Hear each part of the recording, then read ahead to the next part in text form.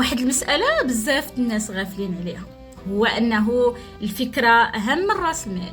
امتلاكك للفكرة أهم من امتلاكك لرأس المال، لأن لو عندك رأس المال وما عندكش فكرة كأن ما عندك حتى حاجة. لكن امتلاكك للفكرة بالتالي أنت تقدر تحقق من خلال هذاك الشيء اللي بغيتي.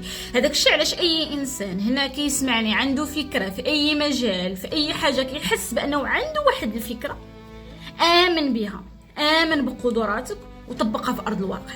ما تسناش الناس الآخرين يشجعوك، ما تسناش الآخرين يصفقوا عليك عاد باش تطبقها. والفكرة راه ما كتشاركش، فكرة ما كنشاركاش مع الناس، الفكرة كنحطها كندرسها كنفهم شنو محتاجة، وبلا ما نقلب على أن كل شيء يكون واعر عاد باش يبدا.